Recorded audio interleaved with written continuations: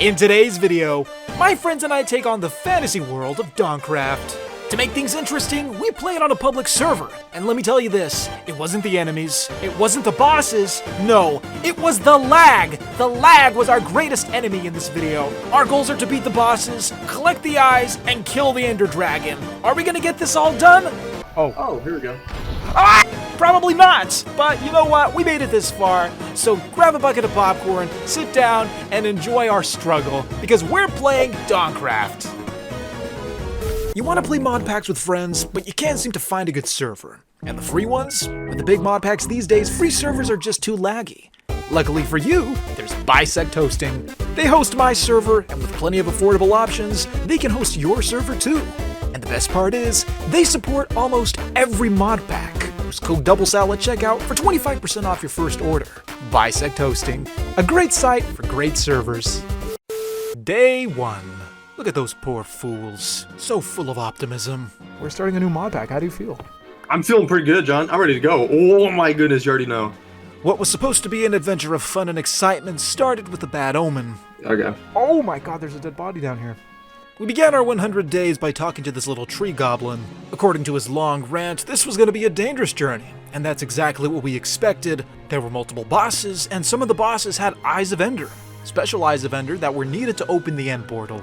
So there it is. Our main goal was to collect all 9 eyes. Sounds simple enough, right? Now, one thing I want to add was that we were playing on a public server, and I've said this before and I will say it again, public servers are free game. If you build at spawn, you're running the risk of having your base destroyed, so Noah and I decided to take a boat, sail out into the middle of nowhere, and find a spot that had yet to be claimed. With the help of our trusty atlas, which we spawned with, we could know which direction we were going and how far we were from spawn.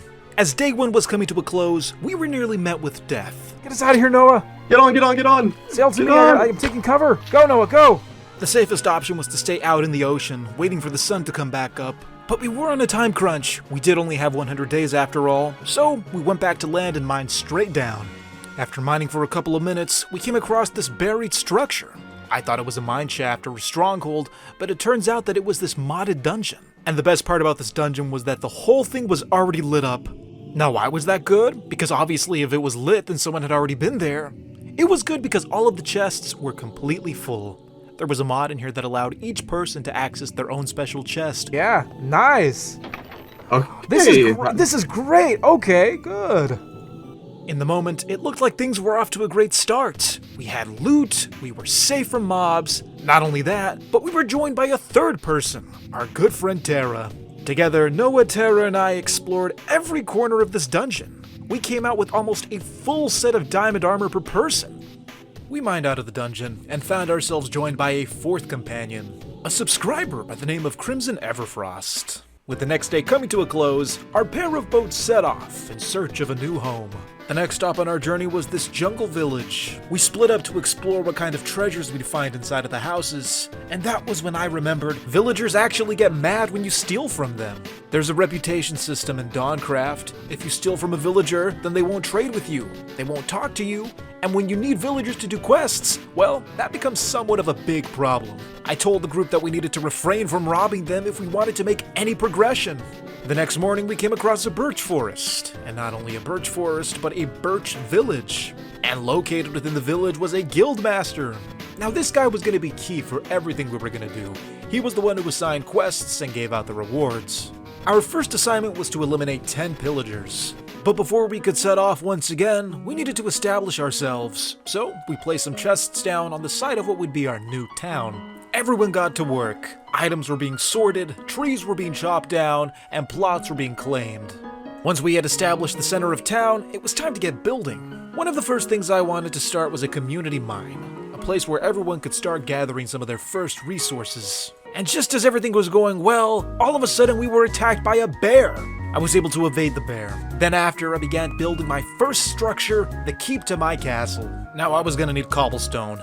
A lot of cobblestone, and cobblestone was usually really easy to get in the create mod, which I was so used to generating on there, but there was create mod in here, I just couldn't use it yet. This was one of those mods where you actually had to unlock the other mods, so it was gonna be a while before we could begin our automation. Now, I wasn't even halfway done with building my house, but we had stuff to do, like those 10 pillagers we were assigned to eliminate. So we set off on our quest looking for a villager camp. This journey took a really long time. Thankfully, we found them based up in the mountains. After nearly dying multiple times, we finally started taking out pillagers one by one. And this combat system is bizarrely different from vanilla Minecraft. If you plan on spam clicking, good luck. To do any real damage, you have to enter combat mode, and then you start swiping and slicing, and it's kinda slow, but supposedly it gets better as you progress.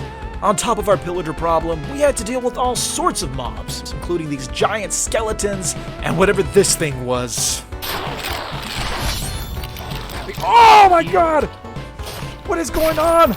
I'm being attacked by the swarm! Now, there were 4 of us. We each needed to kill 10 pillagers, that comes out to 40 pillagers for the entire group, and there weren't that many in the village, so we had to continue our search. That's when we stumbled across this jungle temple. Unfortunately, the jungle temple was more dangerous than we realized because inside was a mini-boss. Well, not really a boss, but a really strong zombie that was strong enough to kill Terra. Hashtag Terra time if you want to see him come out in another video, because he doesn't come out anymore in this one. This pillager quest was really long and overdrawn because I was just searching for days. For the first quest, you'd think that they'd spawn a little more frequently. I had to cross entire oceans just to get this thing done, only to be attacked by these ghost fish. I came across a pirate ship, multiple pirate ships actually, and most of them for some reason they were all abandoned. Either they were killed or they didn't spawn. I'm gonna guess that they were killed by other players. It wasn't until a few days later where I actually found a ship with some pillagers on it. After that, I set up a little kill box and finished the quest. This was a really long journey, so when I got back to the guildmaster's hut, I was incredibly impatient to get this thing over with. When I got there, he was sleeping, and he wasn't waking up. I sat there for the remainder of the night, watching him through his window until he finally got up and finished this quest for me. As a reward, I unlocked the rolling skill. On top of that, my next assignment was to attack and destroy the Goblin King. I wasn't too eager to go back out there and start questing again. I was out there for days. I wanted to spend a little downtime building my house, and that's exactly what I did. I mined some cobblestone, began smelting it, because this was going to be made out of bricks. During the process, I did spot some unsightly figures out in the forest. I wasn't going to go investigate. A whole lot of trees were chopped down. I couldn't find any coal, so I was turning the logs into charcoal. Over the course of a couple of days, my castle was finally beginning to take some shape. This castle was going to be 2 stories. The first section I was working on would be called the Grand Hall. It was kind of going to act like a town hall. You know, a place where everyone could gather and discuss stuff about the town or future quests. Since we were going to be playing with subscribers, I wanted to establish this sense of community, and we needed a building for that. Speaking of community, we added one more person to our population. Xavier decided to join us. And what does every community need? They need food. So it was time to start a farm. I was about 75% done with the construction of the Grand Hall. I was minding my own business. Then all of a sudden, I was randomly attacked by this buff Papa Smurf. This guy just came out of nowhere, and he started poisoning me for no reason. Eventually, he got bored and left me alone. But yeah, when you play on a server, that kind of stuff happens. Anyways, the castle keep was finally done. At least the structural part of it. Now, I spent the next couple of days dealing with the Goblin King. Tracking him down, that was the easy part. In fact, he was actually really close by, just a few hundred blocks away. So, I walked through the forest, and what do I see? A castle. This black stone castle. And beneath the castle, this little village. These poor villagers, they were being harassed by these goblins, so I had to help them out. I was gonna start looking for the boss, but it turns out that the boss found me. It was this green little Yoda ripoff. Yes, the Goblin King was a small guy, but he wasn't to be underestimated. Now maybe this is just me, but it felt like his hitbox was incredibly small. Not only that, but he was super fast, and hitting him was a nightmare because he would just weave through the trees. The Goblin King was on the verge of death, and as soon as I was about to finish him off, he teleports into his castle. I broke through the castle walls thinking that this was going to be a piece of cake. I mean, where else was he going to run? Well, because of his small size, it turns out that he could run into a number of places. Not only that, but he was being defended by his goblin minions. These little guys brought me to the verge of death. I was able to lure the king outside of his castle, and he was about to die. I'm telling you, he was 2 hits away from death, and then... Okay, that was bad luck. I mean, at least he's about to die, right? Wrong. He gets all of his health back. To make things worse, it was nighttime. So, not only did I have to deal with the fully healed Goblin King, but I also had to deal with the unbearable mobs of Dawncraft. I must have died 3 or 4 times that night. I was trying to lure him away from his castle, when all of a sudden, he just jumped into a cave. It was in that moment I began to wonder if I was luring him, or if he was luring me. This guy baited me into a cave, and I'm not going to include the footage where I died multiple times, because that's going to get repetitive, but eventually, I was able to trap him in a little 1x1 box, and there, I was finally able to put down the Goblin King. Maybe I'm just bad at the Dawncraft combat system. Or maybe these bosses are ridiculously hard. Either way, I wasn't ready for whatever the Guildmaster had in store for me. Aside from that unpleasant experience, we had our first die, as well as a little trophy. I went to the Guildmaster to turn my stuff in, and they killed him. So, I had to find another one, and the one that I did find was thousands of blocks away. I ended up having to barricade the poor guy inside of a cobblestone shelter. You'd think that we'd leave the Guildmasters alone. I mean, we all need them to progress in the Modpack, but no! People just kill him for no reason, so I had to shelter him up and claim the area so that it wouldn't happen again. We had a brief chat. I showed him the results of my quest, and then he assigned me to the next boss, the Corrupted Ogre. I was tempted to begin the next boss, but I decided to start dabbling in another mod. This one called Ars Nouveau, a magic mod. I looked at the guidebook, and man, there was a lot of stuff we had to do. One of those first tasks was crafting a spell book. But before I started that, I received a hefty cobblestone donation from one of the subscribers. Anyways, back to Ars Nouveau. To make the spell book, it was pretty simple. You just needed a book and a set of iron tools. The next goal was to figure out how exactly we were going to be casting spells with this thing. According to the guidebook, we were going to need something called the Scribe's Table. With the Scribe's Table, we could actually write our spells and use them. But to craft the table, the recipe required a special type of magic wood. Now I don't remember what the wood was called, but I do know that you could only get it from a blue tree. It didn't take long before we found one. I mean, blue trees, they kind of stick out. I crafted the Scribe's Table, placed it down in our castle basement, and began investigating as to how we were going to actually write these spells. We also needed something called an imbuement chamber. The imbuement chamber could convert items into other items, but to do that you needed mana, and mana could only be stored in source jars. And to generate that, you actually have to place the source jar next to a wheat farm. But how are you going to get the mana into the source jar? You needed an agronomic source link. Basically, these golden pylons would siphon the mana out of the plants and put it into the jar. The main goal with the imbuement chambers was to convert lapis into something called source gems. These source gems were heavily used in Ars Nouveau crafting recipes, so we were going to need more than one imbuement chamber.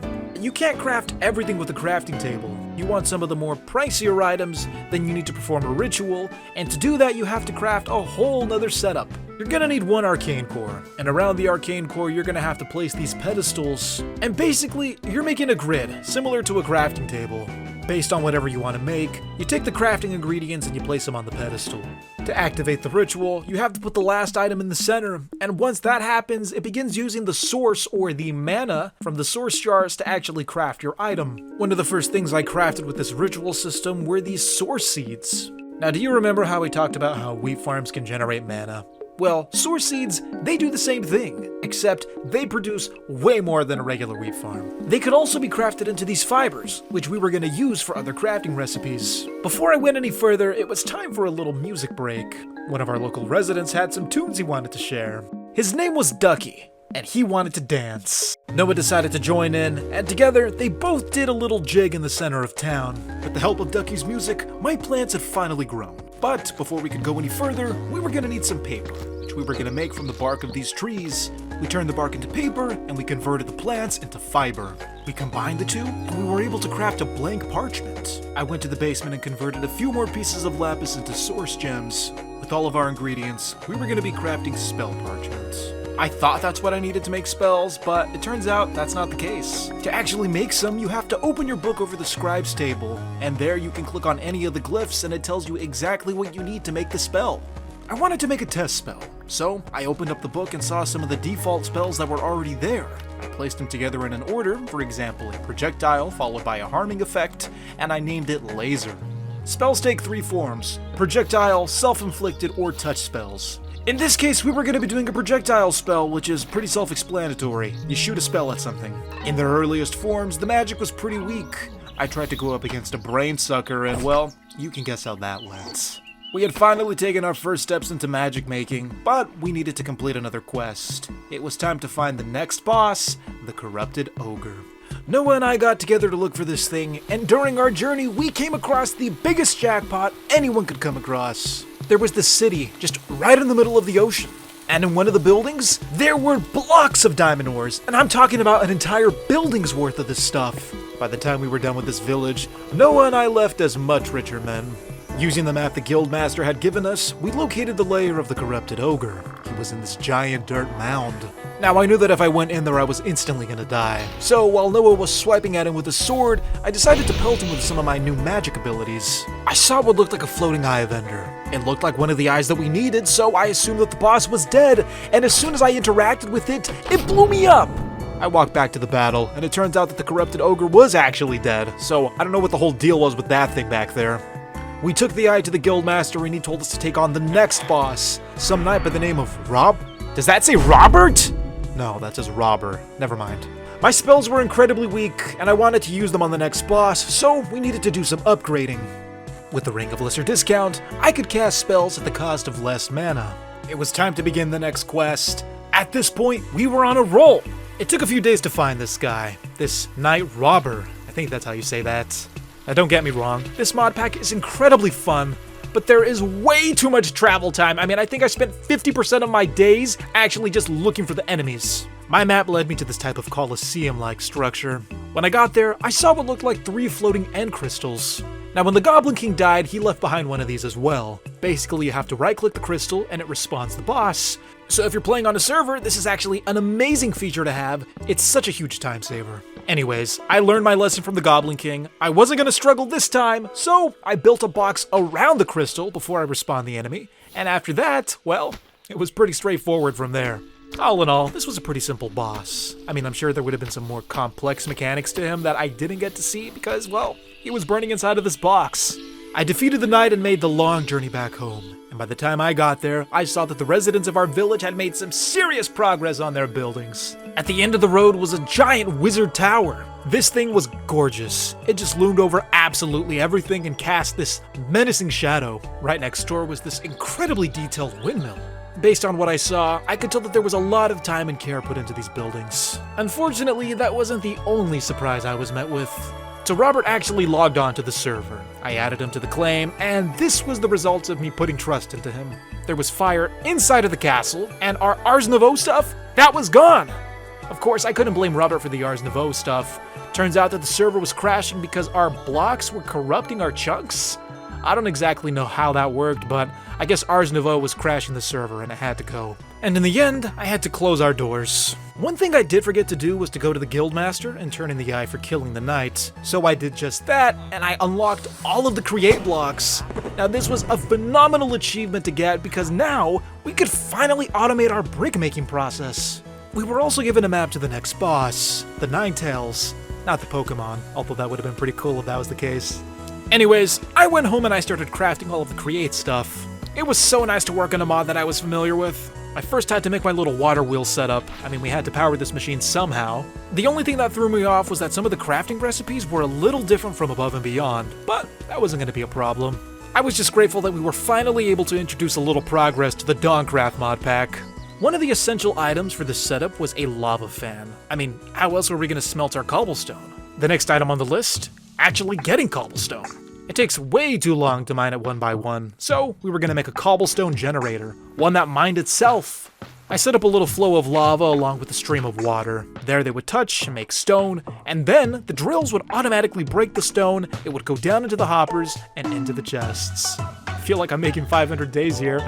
By the way, if you've made it this far, leave a like for 500 days. I'm telling you friends, it's on the way. I gathered some kelp and cooked it in a furnace. This is how we were gonna make our rubber. With that item, we were able to make our conveyor belt.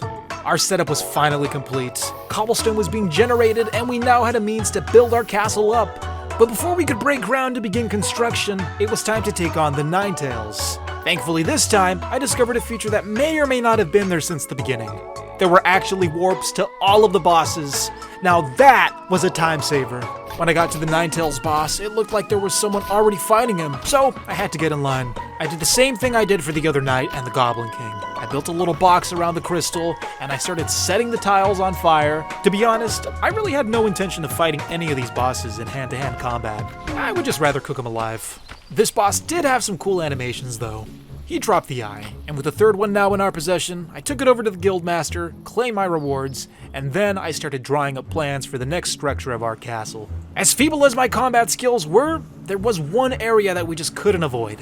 That was the Nether. So it was time to suck it up, be brave, and enter that fiery hellscape. Now you may be asking, John, why did you have to go into the Nether? Well, there were some items in there that we needed to upgrade our spellbook. I entered the portal and I was immediately ambushed by blazes. The next course of action was to fortify the area. I couldn't just get killed in my first few moments there. In the Nether, cobblestone is my go-to block. It should be everyone's go-to block. At least that's the case in vanilla Minecraft, because in Dawncraft, it doesn't do anything. I was gonna rethink my whole plan about going into the Nether, so instead I decided to build the castle walls. We had a ton of bricks to work with now. I mean, that cobblestone generator was working like a charm. I worked day and night to build some beautiful walls, and I'm not gonna lie, these walls, they weren't just cosmetic choices that I wanted to make. There were actually a ton of enemies that were lurking around our area, and these walls actually acted as a means of defense. Not only that, but I spruced up the ground a bit, breaking all the dirt and grass and replacing it with stone. I just thought it looked cleaner that way. I gotta say that in the end, I was pretty happy with the results. I could have built another wall, but I think the river acted as a natural barrier, so I left it alone. I went back to the Nether, and I did my best not to get killed in the first 5 minutes. After a couple minutes of exploring, I saw another portal. I had to see what was on the other side, because sometimes they lead to other people's bases. What was on the other side of this portal did not disappoint. I spawned in this stone structure, thinking to myself, hey, maybe someone else is trying to build a castle as well. Well, this structure was way bigger than I thought it was. There were massive corridors, and I found this staircase made out of quartz. So I climbed to the top, and guess what was there? This massive hall. My guess was that this was some type of generated structure, and if there was loot there, somebody already took it. Back in the Nether, I kept going until I came across this Badlands biome. There were a lot of enemies, but out in the distance, there was this beautiful castle. I had to get a closer look, but there were so many enemies, and it was just so difficult to weave through them and to watch out for the lava pools. Thankfully, I was able to quickly place down a waystone before I was killed. Okay, this was gonna be round 3 in the Nether. I was able to explore the bastion and scale its sides while carefully evading the pigmen. But it was always these mushroom guys that got me, like, I don't even know why they're in the Nether. I stacked up thinking I was safe. Yeah, I wasn't safe. There was nothing in the bastion, so it wasn't worth exploring. I moved on to the castle across from the bastion, and man, this thing was way more interesting. Every room was unique. There was a library, and yes, inside of the library there were enemies, but it was 100% worth it because in the chests and in the barrels, there were mending books. I found 3 mending books in one room. I continued exploring, hoping that the next room would be as good as the previous one. My curiosity led me up a staircase into the upper portions of the castle. The next interesting room that I came across was this armory. The armor wasn't that good, but there was a free pair of diamond pants, so that's a plus. I climbed even higher and bridged across between towers. And on the other side of the bridge, there was a tower with a chest full of spectral arrows. But there was a hidden gem of this room. Behind those trapdoors, a block of ancient debris. I could see the bastion in the distance, and it was only then that I noticed the entire building was shaped like a piglin. I began to wrap up this little exploration session. There was one room that had another portal, and it looked like it was dedicated to the ocean somehow. Kinda strange. Other than that, this was a very nice structure. At this point, we were in the final stretch, and we still had so many bosses to take down. With the little time that we had, Noah and I decided to complete what we could. One of our final goals was to take down the Skeleton Overlord. This boss was no joke. They don't call him the Lord of Sorcery for nothing. This guy was casting some deadly magic. We tried to keep our distance, but that didn't matter. We tried shooting him, we tried burning him, we even tried to blow him up. Nothing that we did worked. And to make things worse, this guy was spawning minions. These little clouds were so annoying. Oh my god! Ugh, I almost died. That was so close. Oh, I still died. What the? And when all seemed grim, Ducky, the dancing Ducky, he came to save the day. It was time to turn the tables. The 3 of us charged straight into the boss and began slicing him with our swords. With one boss down, we moved on to the next one, the Sentinel Knight. This guy was way easier to kill. Plus, Ducky did it for us, so yeah, this one we just sat and watched. After Ducky had single-handedly defeated the Sentinel Knights, the next boss was the Fire Giants. Located in the crater of a volcano, there was an altar. To summon the boss, we had to put a lock of hair into the hand. I just wish someone had told us to step back. He has it. It's in his hand. Oh. Oh, here we go. Ah! Ah! I died, and by the time I got back, Ducky had already killed it. I don't know how, but that was it. 100 days were over, and we were finished with Dawncraft. At least based on the day count. I hope you enjoyed today's video, and thank you so much to those who were able to join us on this fun adventure. If you want a part 2, be sure to leave a like and comment your thoughts down below. We will see you in the next one. Thank you guys for watching.